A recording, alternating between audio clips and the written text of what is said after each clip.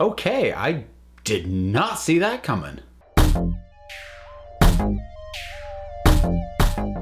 So the first trailer for the New Mutants is out, and yeah, that's different.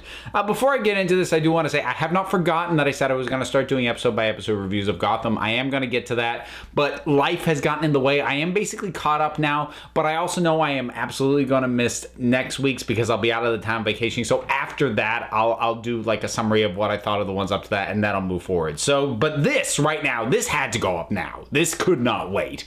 So, talking about New Mutants, so New Mutants is a title that's been around for a while, and it's one that I honestly had pretty much zero interest in because I'm like, what the heck are they going to do? In what way is another team of teenagers going to be any different from the X-Men series proper? Like maybe back when, you know, it was all like the more grown-up versions, but we've got younger teen-ish versions of, you know, a lot of the characters we know. So how is New Mutants going to be any different? Well, drastically so, because it is a whole new ball game in terms of tone. This thing incredibly horror twinged. It's funny because on the surface, the two halves of this, the New Mutants as characters and a team of them, is not something I'm particularly interested in. A bunch of young people in a weird, creepy, possibly haunted hospital thing, not a scenario I'm particularly interested in.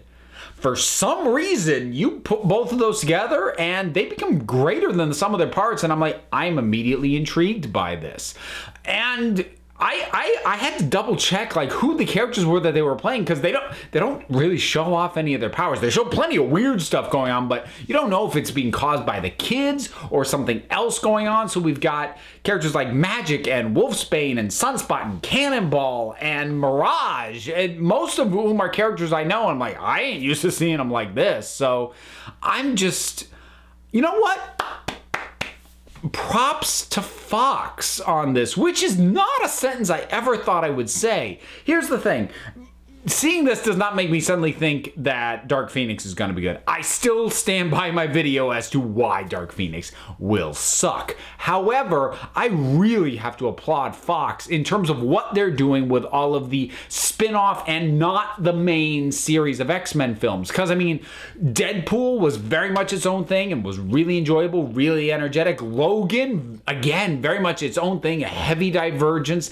And Legion was amazing. I'm hearing good things about Gifted, haven't seen it yet. And now this, it seems like Fox does superhero movies best when they aren't actually making superhero movies. You give them, you know, a superhero property, and when they do something that isn't just making a superhero movie, they are coming up with some really interesting stuff. And I think to me it is saying like, unless you need to retain the rights, maybe let the main franchise just quietly die, because First Class was good and I enjoyed Days of Future Past, but Apocalypse was abysmal. I have no real hope for Dark Phoenix. And the thing is, when they make those, they're trying to play Marvel's game. And I know Fox has been doing it longer because the X-Men series dates back to 2000, but Marvel's doing it better right now.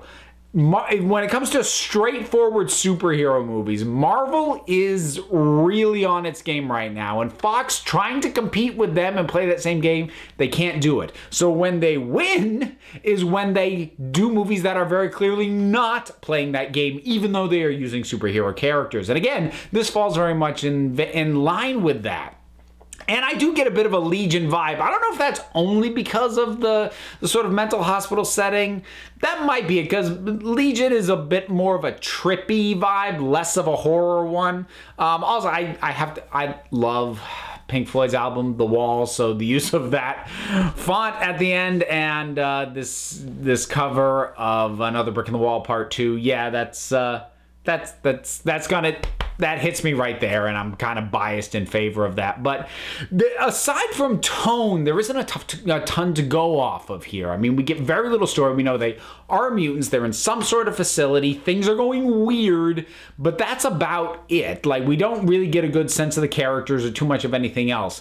And a lot of the imagery, while a little bit unnerving, none of it stood out to me, although there was one thing, and this might just be to the benefit of the trailer and the way the trailer was cut, but it was a really lovely contrast with just the calm way the Doctor character goes, you should try to get some rest. And then it cuts to one of them with this sort of breathing thing on their face, like, I'm like, oh, that was a good image to cut to from that line. So I don't know if that's if that transition of, you know, calm voice to that imagery is in the film, but if it's not, props to the trailer makers on this.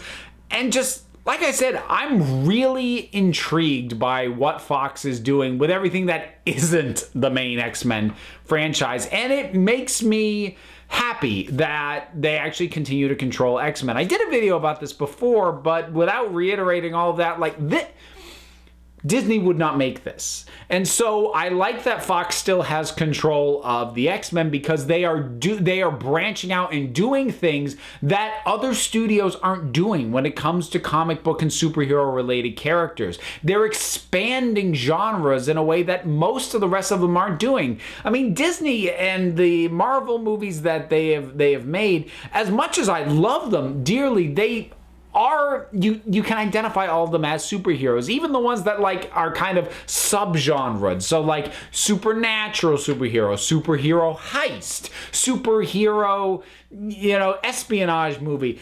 Some of these things that have been coming out from Fox related to X-Men, you would barely describe them as superhero movies at all. I mean, Logan, there's nothing. I mean, a guy happens to have powers, but it's a stretch to call that a superhero movie. Definitely the same case with Legion.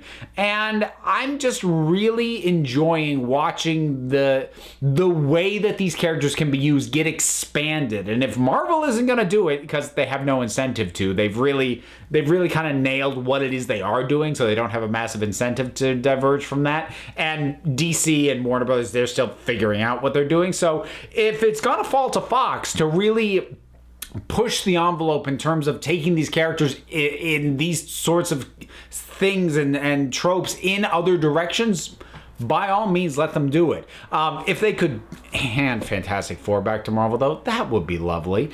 So I think that's about it. Like, this trailer, yeah. I'm not sure it's a great trailer in and of itself, but in terms of just coming out of nowhere and making me pay attention to a movie that I was not going to pay attention to, yeah, job definitely done there. So I'm really intrigued. I'm going to be really curious to see the next trailer that comes out on this one. So the New Mutants trailer, what did you think about it? Whatever your thoughts were, drop something down in the comments. Let's talk about it. Don't forget to like, subscribe, check me out on Twitter at Council of Geeks. Give a listen to the Council of Geeks podcast, available on iTunes and Stitcher. I'm also one half of the Punch Like a Girl podcast, available on the Fire and Water Podcast Network, fireandwaterpodcast.com. Thanks so much for watching, and until next time, this council is adjourned.